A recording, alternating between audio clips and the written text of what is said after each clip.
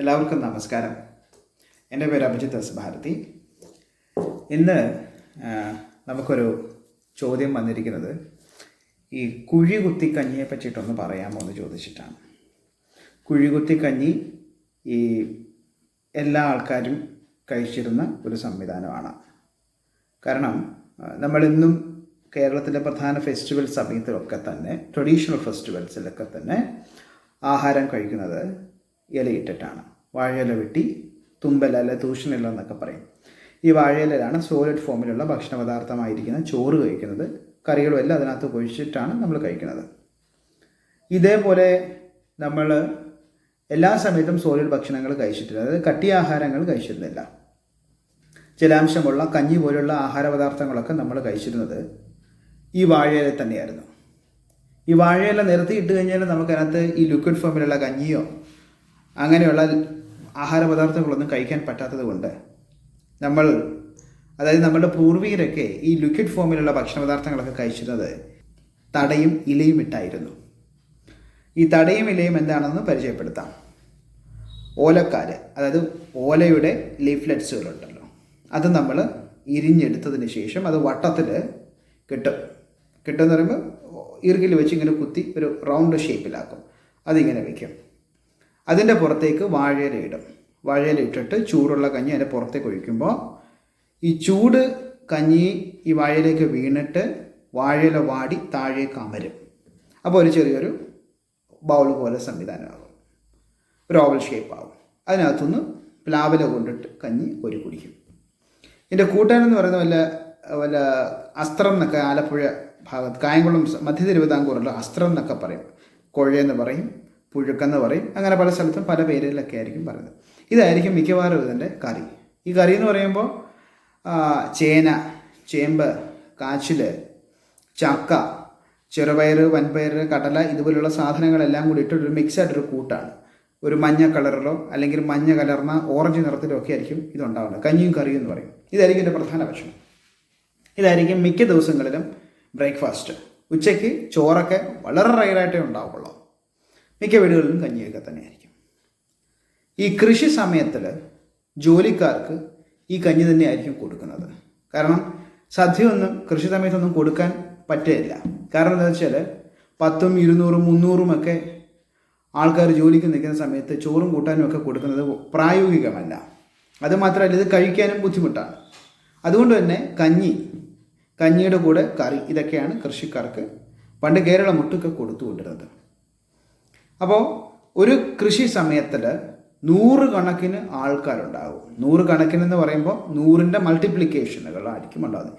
100, 200, 300, 500 അങ്ങനെ കൃഷിക്കാരുടെ എണ്ണം അല്ലെങ്കിൽ തൊഴിലാളികളുടെ എണ്ണം വളരെ കൂടുതലാണ്. അപ്പോൾ കഞ്ഞിയും കറികളും ഒക്കെ ആയിരിക്കും വയ്ക്കുന്നത്. 500 പേർക്കുള്ള കറി, 500 പേർക്കുള്ള കഞ്ഞി, 100 പേർക്കുള്ള കഞ്ഞി, 100 പേർക്കുള്ള കറി എന്നൊക്കെ പറയുമ്പോൾ വളരെ വലിയൊരു ബിഗ് ക്വാണ്ടിറ്റിയാണ്. അത് ചുമന്നുകൊണ്ട് വന്നിട്ട് ആൾക്കാർക്കെല്ലാം ഈ ഇലയിലും തടയിലുമൊക്കെയാണ് ആഹാരം കൊടുക്കുന്നത്. ഈ ഇലയും തടയുമൊക്കെ ചെറിയ നമ്പേഴ്സ് ഓഫ് ആൾക്കാർക്ക് മാത്രമേ കൊടുക്കാൻ പറ്റത്തുള്ളൂ. കൂടുതൽ ആൾക്കാർക്ക് ഇലയും തടയിലും ഒക്കെ കൊടുക്കണം എന്ന് പറയുമ്പോൾ അതും ദിവസങ്ങളോളം നീണ്ടു നിൽക്കുന്ന തൊഴിൽ ദിനങ്ങളിൽ ഈ ഇലയിലും തടയിലും ഒക്കെ ആഹാരം കൊടുക്കുക എന്ന് പറയുന്നത് പ്രായോഗികമല്ല. കാരണം അത്രത്തോളം ഇലകൾ വെട്ടുക. ഒരു ദിവസം 200 വാഴയില വേണം. അതുപോലെ തന്നെ ഒരു ദിവസം 200 തട വേണം. തടയെന്ന് പറയുമ്പോൾ ഓലക്കാല്. ഏകദേശം 10-15 ദിവസമൊക്കെ നീണ്ടു നിൽക്കുന്ന വളരെ വലിയൊരു പ്രയത്നമാണ് ഈ കൊയ്ത്തുത്സവങ്ങൾ എന്നൊക്കെ പറയും. ചിലതൊക്കെ 1 മാസം വരെയൊക്കെ നീണ്ടുപോകും. 1-2 മാസമൊക്കെ നീണ്ടു പോകുന്ന സമയത്ത് ഈ എല്ലാ ദിവസങ്ങളിലും 30, 15, 60 ദിവസങ്ങളിലൊക്കെയായി 100 കണക്കിന് വാഴയിലകൾ വെട്ടുക, അതുപോലെ അതിൻ്റെ തടയുണ്ടാക്കാൻ വേണ്ടിയിട്ട് ഓല വെട്ടുക, ഇതൊക്കെ പ്രായോഗികമല്ല. കാരണം കൃഷി നശിച്ചു പോകും. കാരണം ഒരു ദിവസം 200 വാഴയില വെട്ടുക, 200 × 30 അത്രത്തോളം വാഴയില വെട്ടുക എന്നൊക്കെ പറയുന്നത് ഭയങ്കര കൃഷിയെ നശിപ്പിക്കുന്നൊരു സംവിധാനമാണ്. അത് അത്രയും വാഴകളൊന്നും കാണില്ല. അത്രയും വാഴയിലകളൊക്കെ വാഴയിൽ നിന്ന് വെട്ടിക്കഴിഞ്ഞാൽ പിന്നെ കൊല കിട്ടൂല വാഴയ്ക്കകത്തുനിന്ന്. അതുപോലെ തന്നെ ഓലക്കാല് വെട്ടാൻ പറ്റത്തില്ല. അതായത് പച്ച ഓല മാത്രമേ നമുക്ക് വെട്ടി അതിൻ്റെ കാലുകൾ എടുക്കാൻ പറ്റത്തുള്ളൂ. ഉണങ്ങിയ ഓലകൾ പറ്റില്ല, കാരണം അത് പൊടിഞ്ഞു പോകും. അപ്പോൾ അത് ഫ്ലെക്സിബിളായി വളഞ്ഞു വരണമെന്നുണ്ടെങ്കിൽ പച്ച ഓലക്കാലുകൾ തന്നെ വേണം. അപ്പോൾ ഇതൊക്കെ പ്രായോഗികമല്ലാത്തത് കൊണ്ട് നമ്മൾ കൃഷിക്കാർക്ക് പണ്ട് കാലത്ത് നമ്മുടെ പൂർവികരൊക്കെ കൊടുത്തിരുന്നതും അവർ തന്നെ കഴിച്ചിരുന്നതും ഒക്കെ തന്നെ മണ്ണിലൊരു കുഴിയെടുക്കും. കുഴിയെടുത്തിട്ട് അതിനകത്തേക്ക് വാഴയില അല്ലാത്തത് കാർഷിക ഉൽപ്പന്നം തരാത്ത ചെടിയുടെ വലിയ ഇലകൾ അതിനകത്തേക്ക് താഴ്ത്തും. അങ്ങനെ ഒരു ഇലയാണ് വട്ടയില എന്ന് പറയുന്നത്. മധ്യ തിരുവിതാംകൂറിലൊക്കെ വട്ടയില എന്നാണ് അതിൻ്റെ പേര് പറയുന്നത്. മറ്റു സ്ഥലങ്ങളിൽ എന്താണെന്ന് എനിക്ക് ഓർമ്മയില്ല, എനിക്കറിയില്ല. ഓർമ്മയില്ലെന്നല്ല, അറിയില്ല.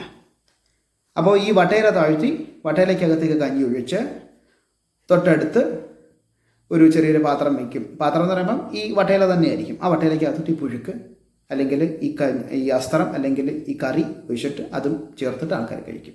ഇനി മറ്റൊരു ബെനിഫിറ്റ്സ് അന്നത്തെ കാലത്തിൽ എന്താണെന്ന് വെച്ചാൽ, ഈ കഞ്ഞിക്ക് വെള്ളം കൂടുതലാണെന്നുണ്ടെങ്കിൽ ഒരു ഈർക്കിലെടുത്തിട്ട് ഈ ഇലക്കൊരു കുത്ത് കൊടുത്തു കഴിഞ്ഞാൽ ഈ വെള്ളമെല്ലാം ഊറിയങ്ങ് മണ്ണ് വലിച്ചെടുക്കും. പിന്നെ ചോറും കറിയും വേണമെങ്കിൽ തിന്നാം. അങ്ങനെ 2 ഓപ്ഷനുകളാണ് ആൾക്കാർക്ക് ഉണ്ടായിരുന്നത്. ഇതായിരുന്നു അന്നത്തെ കാലഘട്ട സാഹചര്യം. ഇനി എന്തുകൊണ്ടാണ് ഈ വാഴയിലക്കകത്തും അല്ലെന്നുണ്ടെങ്കിൽ ഇത്രയും ആൾക്കാർക്ക് കൊടുക്കുന്നതെന്ന് വെച്ച് കഴിഞ്ഞാൽ, അന്നുണ്ടായിരുന്ന ഒരു ആഠ്യ കുടുംബങ്ങളിലും 50 പേരോ 25 പേർക്കോ ഒന്നും, മിനിമം പറയുന്നത് 10 പേർക്ക് പോലും കൊടുക്കാനുള്ള പ്ലേറ്റ് ഇല്ല എന്നുള്ളതാണ് വാസ്തവം. കാരണം ഇന്ന് നമുക്ക് ചീപ്പ് കോസ്റ്റിൽ ഈ പ്ലേറ്റ്സുകളൊക്കെ കിട്ടും. കോക്കറി ഐറ്റംസും ഗ്ലാസ് പ്ലേറ്റ്സുകളും അതുപോലെ തന്നെ സ്റ്റീൽ അലൂമിനിയം പ്ലേറ്റ്സുകളൊക്കെ നമുക്ക് കിട്ടും. അന്നത്തെ കാലഘട്ടത്തിൽ ഈ പ്ലേറ്റ്സ് എന്ന് പറയുന്നത് ഈ ബ്രാസിലും ബ്രൗൺസിലും ഉണ്ടാക്കിയിരിക്കുന്നതാണ്. അതായത് ഓടിലും പിച്ചളയിലും ഉണ്ടാക്കിയിരിക്കുന്നത്. ഈ ഓട്ട് എന്ന് പറയുന്ന മെറ്റീരിയലിനകത്ത് ഉണ്ടാക്കിയിരിക്കുന്ന പാത്രങ്ങളെന്ന് പറയുന്നത് ഒരു ഫാമിലിയിലെ ക്യാപ്റ്റന് വേണ്ടിയിട്ടുള്ളതാണ്. അതായത് ഹെഡ് ഓഫ് ദ ഫാമിലിക്ക് വേണ്ടി മാത്രമാണ് ആ പാത്രം ഉപയോഗിക്കുന്നത്.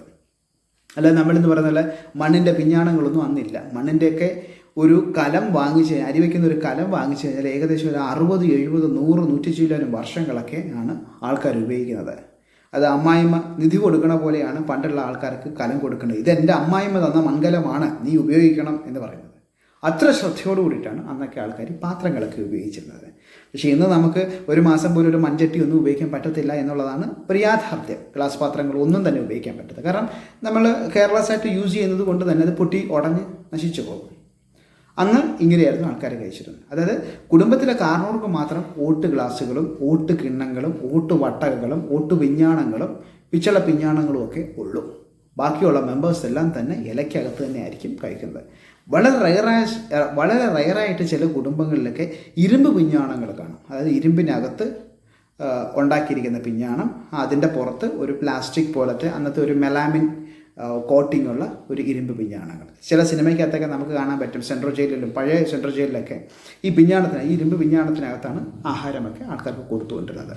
എനിക്കൊന്ന് കാലാപാനി സിനിമയ്ക്കകത്തൊക്കെ ഈ ഇരുമ്പ് പിഞ്ഞാണത്തെ നമുക്ക് കാണാൻ പറ്റും. അതൊക്കെ ബ്രിട്ടീഷുകാരാണ് ഇത് ഉണ്ടാക്കിക്കൊണ്ടിരുന്നത്. എന്നാൽ ഇത് കുടുംബങ്ങളൊന്നും വലുതായിട്ടൊന്നും കാണാറില്ല. എനിക്ക് ഷുവറായിട്ട് എനിക്ക് പറയാൻ പറ്റുന്നൊരു കാര്യം, എൻ്റെ അന്വേഷണത്തിൽ ട്രാവൻകൂർ റോയൽ ഫാമിലിയിൽ പോലും ഒരു 10 അല്ലെങ്കിൽ 20 ഓട്ടു പിഞ്ഞാണങ്ങളിൽ കൂടുതൽ കാണാൻ സാധ്യതയില്ല. കാരണം ഇന്നും അവരെയുള്ള ഫാമിലി മെമ്പേഴ്സ് നിലത്തിരുന്നിട്ട് ഈ വാഴയിലാണ് കഴിക്കുന്നത്. അങ്ങനെ ഒരു ഇൻഫർമേഷൻ എനിക്ക് കിട്ടിയ സമയത്ത് ഞാൻ അവരെ കോൺടാക്ട് ചെയ്തു. ഡയറക്റ്റും കോൺടാക്ട് ചെയ്തു, ഫോണിലും കോൺടാക്ട് ചെയ്ത് അവരോട് ചോദിച്ചു, ഇങ്ങനൊരു ഇൻഫർമേഷൻ കിട്ടി, നിങ്ങൾ എങ്ങനെയായിരുന്നു ഭക്ഷണം കഴിച്ചിരുന്നത് എന്നൊന്ന് പറയാമോ എന്ന് ചോദിച്ചപ്പോൾ അവർ പറഞ്ഞിരിക്കുന്നു, എൻ്റെ അമ്മ, അതായത് എന്നോട് ഈ ഒരു കഥ പറഞ്ഞത്, അതായത് ഈ പറഞ്ഞ കഥ അശ്വതി തിരുനാൾ ഗൗരിലക്ഷ്മി ഭായി എന്ന് പറയുന്ന ട്രാവൻകൂറിലെ ലാസ്റ്റ് പ്രിൻസസ് ഇപ്പോൾ അവർ ജീവിച്ചിരിപ്പുണ്ട്. അവർക്കിപ്പോൾ പത്മശ്രീയൊക്കെ കിട്ടി. ആ മാഡം എന്നോട് പറഞ്ഞത്, ഞങ്ങൾ ആഹാരമൊക്കെ കഴിച്ചിരുന്ന നിലത്തിരുന്നാണ്. എൻ്റെ അമ്മ 92 വയസ്സ് വരേക്കും മരിക്കുന്നതിൻ്റെ ഒരാഴ്ച മുമ്പ് വരേക്കും നിലത്തിരുന്നായിരുന്നു 3 നേരവും ആഹാരം കഴിച്ചുകൊണ്ടിരുന്നത്. അവർ ലിക്വിഡ് ഫോമിലുള്ള ആഹാരങ്ങളൊക്കെ പിന്നെ ഈ തട്ടത്തിനകത്തും മാത്രമൊക്കെ ആയി. കഞ്ഞിയൊക്കെ അവർ തട്ടത്തിനകത്തും കഴിക്കുന്നു. ആഹാരം ചോറ് പോലുള്ളത് വാഴയിലക്കകത്ത് തന്നെ നിലത്തിരുന്നാണ് കഴിച്ചുകൊണ്ടിരുന്നത്. ഇപ്പം ഞാൻ ചോദിച്ചു, ഇങ്ങനെയൊരു സംവിധാനം കേട്ടിട്ടുണ്ട്? യെസ് ഞങ്ങൾ കഴിച്ചിട്ടുണ്ട്. ഞാൻ കഴിച്ചിട്ടുണ്ട്. എൻ്റെ അക്ക, അതായത് പൂയൻ തിരുനാൾ ഗൗരി പാർവതി ഭായി കഴിച്ചിട്ടുണ്ട്. ഇവിടുത്തെ അവസാനത്തെ മഹാരാജാവ് ചിത്രതിരുനാൾ മാർത്താണ്ഡവർമ്മ കഴിച്ചിട്ടുണ്ട്. ഉത്രാട തിരുനാൾ കഴിച്ചിട്ടുണ്ട്. അവിടുത്തെ അന്നത്തെ അമ്മ മഹാറാണിയായിരുന്ന ക്യൂവിനായിരുന്ന സേതു ലക്ഷ്മി ഭായി അവരും കഴിച്ചിട്ടുണ്ട് എന്നൊക്കെയാണ് അവർ പറയുന്നത്. പിന്നെ പൂർവികരെല്ലാം ഇതൊക്കെ തന്നെയാണ് കഴിച്ചിരുന്നത്. പിന്നെ കുറേ കഴിഞ്ഞപ്പം അമ്മാവൻ്റെ കാലഘട്ടം വന്നപ്പോൾ, അതായത് ലാസ്റ്റ് കിങ്ങിൻ്റെ സമയം വന്ന സമയത്ത് അവർ ഒരു പരിഷ്കാരം എന്ന രീതിയിലത്തേക്ക് ഈ പലഹാരങ്ങളൊക്കെ കഴിക്കുന്നത് പാത്രത്തിലേക്ക് മാറി, കഞ്ഞിയൊക്കെ കുടിക്കുന്നത് ഒട്ടുപാത്രങ്ങളിലോട്ടൊക്കെ മാറിയതാണ് അവരും പറഞ്ഞിരിക്കുന്നത്. അവർ വളരെ അഭിമാനത്തോടു കൂടിയിട്ടാണ് പറയുന്നത്. അതുമാത്രമല്ല, പുതിയൊരു ഇൻഫർമേഷനും എനിക്ക് അവിടെ നിന്ന് കിട്ടിയത് എന്താ വെച്ചാൽ, മോര് പോലെയുള്ള സംഭവങ്ങളൊക്കെ കഴിക്കുന്നത്, മോര്, പുളിശ്ശേരി തുടങ്ങിയ സാധനങ്ങളൊക്കെ അവർക്ക് കൊടുത്തുകൊണ്ടിരുന്നത് അവിടെ വരുന്നവർക്കും ഇവരും കഴിച്ചുകൊണ്ടിരുന്നത് കുത്തലയിലാണ്. ഇപ്പോൾ കുത്തല എന്താണെന്ന് ചോദിച്ചപ്പോൾ അവർ പറഞ്ഞു, വാഴയില എടുത്തിട്ട് ഈ 4 സൈഡും 2 സൈഡും ഇങ്ങനെ കോട്ടി ഒരു കപ്പ് പോലെ ആക്കി അതിനകത്തേക്ക് മോരൊഴിക്കും, അത് ഞങ്ങൾ കുട്ടികൾ ഇങ്ങനെ കുടിച്ചുകൊണ്ട് നടക്കുമെന്ന് ഇങ്ങനെ പറയാറുണ്ട്. അതൊരു പുതിയൊരു ഇൻഫർമേഷനാണ്. പക്ഷേ ഞാൻ കുത്തലയൊന്നും കണ്ടിട്ടില്ല. ബട്ട് ഇലയും തടവിട്ട് കുഴി കഞ്ഞിക്കകത്തും ഒക്കെ ഞാൻ കഴിച്ചിട്ടുണ്ട്. കാരണം എൻ്റെ ഏറ്റവും വലിയൊരു കാര്യം എന്ന് പറയുന്നത്, യാഥാർത്ഥ്യം എന്തെന്ന് വെച്ച് കഴിഞ്ഞാൽ 10, 200, 500 ആൾക്കാരൊക്കെ വരുമ്പം ഒരു വീടുകളിലും ഇല്ല ഈ അവർക്ക് ഇത്രയും ആഹാരം കൊടുക്കാൻ പറ്റുള്ള പ്ലേറ്റ്സ്, ഗ്ലാസ് ഇതൊന്നുമില്ല. അന്നുണ്ടായിരുന്നത് ഈ വാഴയില കുത്തിയിട്ട് കുത്തല ഉണ്ടാക്കി എന്തെങ്കിലും ചായയോ അല്ലെന്നുണ്ടെങ്കിൽ മോരോ പുളിശ്ശേരിയോ അങ്ങനെ എന്തെങ്കിലും കൊടുക്കാം. ലിക്വിഡ് ഫോമിലുള്ള സാധനം, വളരെ വെരി ലിക്വിഡായിട്ടിരിക്കുന്ന സാധനം ഇത്ര കുത്തലയ്ക്കകത്ത് കൊടുക്കാൻ പറ്റും. അതാണ് അന്നത്തെ ഒരേ ഒരു പോസിബിലിറ്റി എന്ന് പറയുമ്പോൾ അതേ ഉള്ളൂ. പിന്നെ കഞ്ഞി കൊടുക്കാൻ ഇത് മാത്രമേ ഉള്ളൂ, കുഴി കുത്തിക്കുകയോ അല്ലെന്നുണ്ടെങ്കിൽ ഈ തടയിട്ടിട്ടോ ഒക്കെ ആഹാരം കൊടുക്കാൻ പറ്റത്തുള്ളൂ. എന്ന് പറഞ്ഞിട്ട് അൺടച്ചബിലിറ്റിയോ കാസിസ്റ്റോ ഒന്നും ഇല്ല എന്നുള്ളൊരു സംവിധാനമല്ല പറയണത്. കുഴി കുത്തി കഞ്ഞി എല്ലാ ആൾക്കാരും കുടിച്ചിട്ടുണ്ട്. ഈവൻ 90s ശേഷം 1990 ശേഷം ജനിച്ച ഞാൻ പോലും കുഴി കുത്തി കഞ്ഞി കുടിച്ചിട്ടുണ്ട്. ആൾക്കാർക്ക് കുഴി കുത്തി കഞ്ഞി കൊടുത്തിട്ടുമുണ്ട്. This is a fact. പിന്നെ നമുക്ക് പലപ്പോഴും ഈ ഫാക്റ്റ് എന്താണെന്നും റിയാലിറ്റി എന്താണെന്നും ട്രൂത്ത് എന്താണെന്നും അറിയാൻ വയ്യാതെ ആളുകൾ, ഒരുപാട് ജനങ്ങളെ തെറ്റിദ്ധരിപ്പിക്കുന്നുണ്ട്. അതുകൊണ്ടാണ് ഈ ഒരു വിഷയം മെയിലായി കിട്ടിയപ്പോൾ ഇതിനെപ്പറ്റി ഒന്ന് സംസാരിക്കാൻ വിചാരിച്ചത്. ഇന്നും ഈ കുഴികുത്തിക്കഞ്ഞി വളരെ വ്യാപകമായി സമൂഹത്തിൽ നടക്കുന്നുണ്ട്. അതൊരു റിച്വലായിട്ട് പിന്നീട് ഫോളോ ചെയ്ത് വന്നിരിക്കുന്നത് ഓണാട്ടുകര പ്രദേശത്തിലാണ്. ചെട്ടികുളങ്ങര, ശക്തികുളങ്ങര, ദേവികുളങ്ങര തുടങ്ങിയിരിക്കുന്ന കുറേ കുളങ്ങര ക്ഷേത്രങ്ങളുണ്ട് സെൻട്രൽ ട്രാവൻകൂറിൽ. അവിടെയെല്ലാം ഇപ്പോഴും ഈ കുതിരമൂട്ടിൽ കഞ്ഞി കുംഭഭരണിയിലോ മീനോഭരണിയിലും ഒക്കെ ഇലയും തടയും ഒക്കെ ഇട്ട് ഈ കുഴി കുത്തി കഞ്ഞി ഇപ്പോഴും പ്രാക്ടീസ് ചെയ്യുന്നുണ്ട് ആൾക്കാർ. വളരെ ശക്തമായ രീതിയിൽ തന്നെയാണ് അവരത് പ്രാക്ടീസ് ചെയ്യുന്നത്. ആ റിച്വൽസിനകത്ത് നിന്ന് അവർ മാറി ഒരിക്കലും ഒരു പ്ലേറ്റിലോട്ടോ, സ്റ്റീൽ പ്ലേറ്റൊക്കെ ഇപ്പോൾ ഇഷ്ടംപോലെ അവൈലബിൾ ആണല്ലോ, എല്ലാ ആൾക്കാരും പണമുണ്ട്, അതുപോലെ തന്നെ ആൾക്കാർ കോൺട്രിബ്യൂട്ട് ചെയ്യും, ഡൊണേറ്റ് ചെയ്യും, എന്നാലും അവർ അതിനകത്ത് കഴിക്കില്ല. ഇപ്പോഴും ആൾക്കാർ കുഴി കുത്തി കഞ്ഞിക്കകത്ത് തന്നെ കഴിക്കുന്നുണ്ട്. ഡയറ്റീസിനും, അതായത് ദേവതയ്ക്കും ഈ കുഴികുത്തി കഞ്ഞിക്കകത്താണ് ആഹാരം കൊടുക്കുന്നത്. ഇലയും തടയും ഇട്ട് അതിനകത്ത് കുഴി പോലെ ആക്കി അതിനകത്ത് കഞ്ഞിയും കൂട്ടാനും ഒക്കെ കൊടുക്കുന്നത് അങ്ങനെ തന്നെയാണ്. പിന്നെ എൻ്റെ വീട്ടിൽ ഓർമ്മയുണ്ട്, പഴയ വീടുകളിലൊക്കെ ഈ ആഹാരമൊക്കെ ചാവുകൾക്കൊക്കെ വെച്ച് കൊടുക്കും. അപ്പം പല റിച്വൽസാണ്. അപ്പോൾ പൂർവികർക്കൊക്കെ വെച്ച് കൊടുക്കുമ്പം അവർക്കും കഞ്ഞി കൊടുക്കണത് ഇങ്ങനെ ഈ കുഴിക്കകത്ത സാധനങ്ങൾ, അവർക്കൊരിക്കലും പ്ലേറ്റ്സിൽ കൊടുക്കില്ല. ഈ ഊണൊക്കെ ഇലക്കകത്തൊക്കെ ഇട്ട് കൊടുക്കും. നമ്മളൊക്കെ ആലോചിച്ച് നോക്കിയാൽ നമ്മളും ചിലപ്പോൾ നമ്മുടെ ചെറുപ്പത്തിലെ റിച്വൽസിലൊക്കെ കണ്ടിട്ടുണ്ടായിരിക്കണം ഇതൊക്കെ തന്നെ. ഇതാണ് കുഴികുത്തിക്കഞ്ഞിയുടെ റിയൽ ഹിസ്റ്ററി. അപ്പം അല്ലാതെ ഇത് കുഴികുത്തി മാത്രമേ കൊടുക്കുള്ളൂ അങ്ങനത്തെ സംഭവം. ദിസ് ഇസ് അവർ അന്നത്തെ കാലത്ത് ഒരു പ്രായോഗിക ബുദ്ധിയാണ്, കഴിക്കുന്നവരുടെയും കൊടുക്കുന്നവരുടെയും ഒക്കെ തന്നെ. So this is a fact. ഇതാണ് സംഭവം. കുഴികുത്തിക്കഞ്ഞി എതിർക്കുന്നവർ ഇപ്പോഴും കുഴികുത്തിക്കഞ്ഞി ചെട്ടികുളങ്ങര നടക്കുന്നുണ്ട്. ചെട്ടികുളങ്ങര ദേവീക്ഷേത്രത്തിൻ്റെ ഈ 11 12 കരകളിലൊക്കെ ആയിട്ട് നടക്കുന്നുണ്ട്. അതും കൂടെ ഓർമ്മിപ്പിക്കുന്നു. അപ്പോൾ ഈ കുഴികുത്തിക്കഞ്ഞിയെ പറ്റിയിട്ട് ഉള്ള റിയാലിറ്റി നിങ്ങൾക്ക് മനസ്സിലാക്കി തരാൻ പറ്റി എന്ന് വിശ്വസിക്കുന്നു. മറ്റൊരു ദിവസം മറ്റൊരു വിഷയമായിട്ട് കാണുന്നതുവരേക്കും എല്ലാവർക്കും നന്ദി, നമസ്കാരം.